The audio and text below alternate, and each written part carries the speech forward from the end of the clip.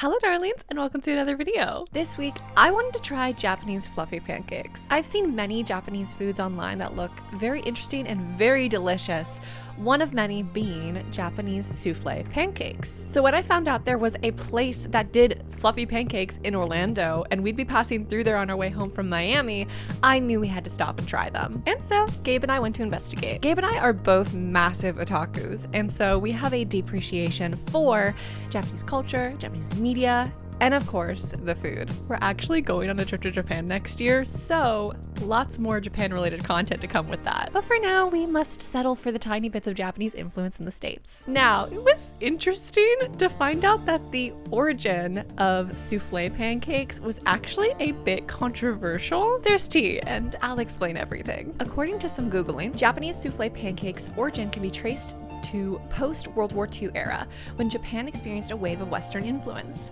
Western-style pancakes got quite popular in Japan at this time. However, it wasn't until the 1980s and 1990s that Japanese chefs and home cooks started to experiment with the pancake recipes to give the beloved dish a new Japanese twist. Wanting unparalleled fluffiness, they adopted techniques from French souffle making. This made pancakes that were not only tall, but also airy and light. Okay. But according to some other Googling, souffle pancakes started in Hawaii and got to Japan around 2010 with the arrival of Hawaiian breakfast restaurants. Quoting the owner of the Hawaiian restaurant Wakiki's Cream Pot, "We're the originators of that item. We were the first ones, period, to do it. We were big with the Japanese media from that.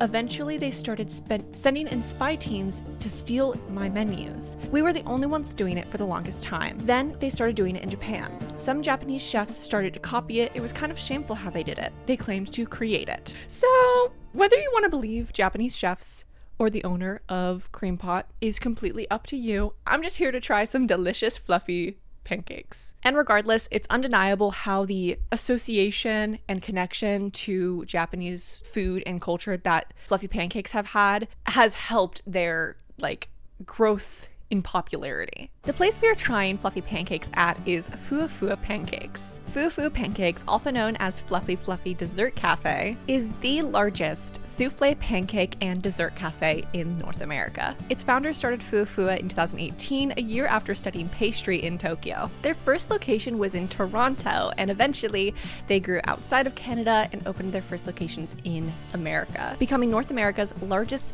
dessert souffle cafe. A little bit of a mouthful there. Not as much of a mouthful as fluffy pancakes. Thank you, thank you, thank you. The first US location for my research seemed to be the one in Orlando, which is the one we are going to today. We were super excited to try Japanese pancakes because they look so fluffy and airy and thick that we knew they wouldn't taste like American style pancakes. We had to stay the night before in Orlando, so we woke up ready to try these pancakes. Fuwa Fuwa. Fuwa Fuwa Pancake. I got the Arthur fist going on. Cap in my hand. Oh. Good morning. We are in Orlando. Apologies if you can hear the AC really loud. It is underneath the window. Good morning, Orlando. It actually is kind of giving me like a little moment, you know? Good morning, Orlando. We drove here last night. We got to the hotel at almost midnight, and these blinds, the best blinds I've ever seen. They blocked out every ounce of light, and we thought it was the middle of the night when we woke up. Isn't that right? It's true. Let me just show you real quick. That's just the first layer.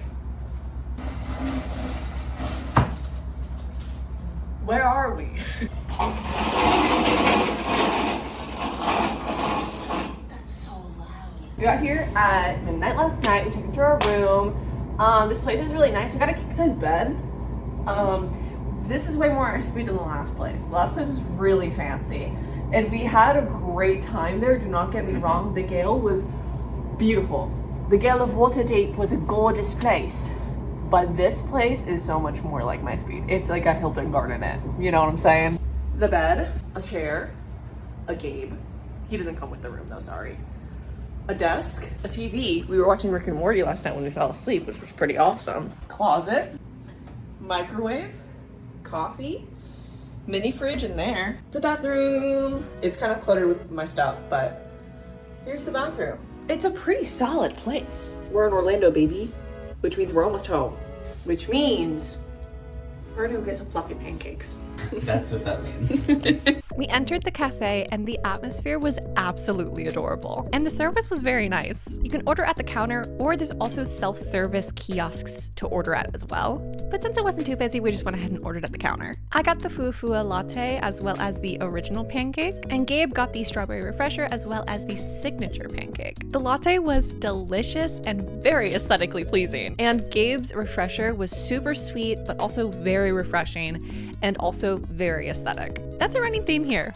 Everything is just adorable. Everything is aesthetically pleasing here, which I very much appreciate. We waited for about like 15-20 minutes because they make all pancakes from scratch, including the batter. But then our pancakes are finally ready. It also wasn't bad having to wait because it's such a cute atmosphere and me and Gabe were just talking, so it's like it was nice to be able to like take in the atmosphere and just like chill for a second before we got our food. We also enjoyed our drinks while we were waiting, so it overall was fine. The wait was like not that big of a deal at all. Don't rush. Fuwa fuwa. Okay? Thank you. Finally, we were able to try our pancakes. They were extremely light and fluffy. I mean, hence the name Fuwa Fuwa, meaning fluffy fluffy. It's kind of makes sense.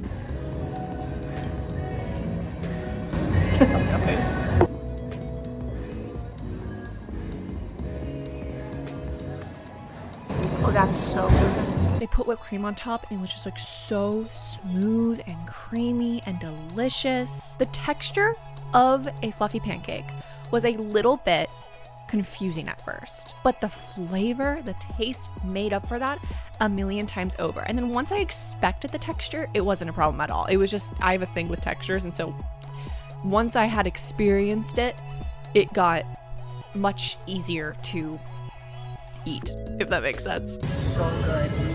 Highly recommend if you are anywhere near a fluffy dessert bakery or dessert cafe. A fluffy dessert cafe. You should come to one. And I was kind of obsessed with it. It was delicious. I will never in my life be able to eat American style pancakes through the same lens ever again. I'm going to constantly be like, could be fluffier. Could be airier. Not as good as fluffy pancakes. I love souffle pancakes more than I thought I would. It takes my perception of pancakes to a whole new level. And now I am dying to go back and try the other flavors and styles of souffle pancakes there, as well as their other desserts. They had like a croissant waffle, a croffle, I think is what they called it. Croffle. They had like a bunch of stuff that seemed really cool. So I would love to like go back and like not only try all the different types of souffle pancakes because delicious, but also just try their other like pastries and desserts and breakfasty foods. Also, one thing that I really liked is they serve everything all day. They have an all day menu. And so you don't have to worry about, oh, I want breakfast food, but it's 3 p.m. or 2 p.m. or something, or I actually don't know their hours. But I'm pretty sure they're also open at night, like for dinner service, I think. Dinner service. They're open at dinner time too, I think. So like if it's like 6 p.m. and you want a fluffy pancake, I think you can go get a fluffy pancake, which, iconic. I want one near me, please. I don't want to have to drive a few hours to go get a fluffy pancake. So I might try to learn how to make them. They're not going to be as good, but I'll try. But I definitively would love to go back to Fuwa Fuwa and try all of their flavors. Keith eats the menu style. I'm obsessed with Eat the Menu, by the way. I mention it, I think, in every video that relates to food. Fuwa, if you're watching, hit me up. I would love to come visit and try all the flavors and record it and share with the world how delicious fluffy pancakes are. Okay, so now for our overall review of Fluffy Dessert Cafe. First, let's start with like a rating, then we can go into like why. What would you rate it out of 5? I'd probably give it like I'd give it a 4. Definitely. I'd give it a 4.5. Yeah, I'd give it, if we're going in the 0.5s. Yeah, you can do 0.5s. Points.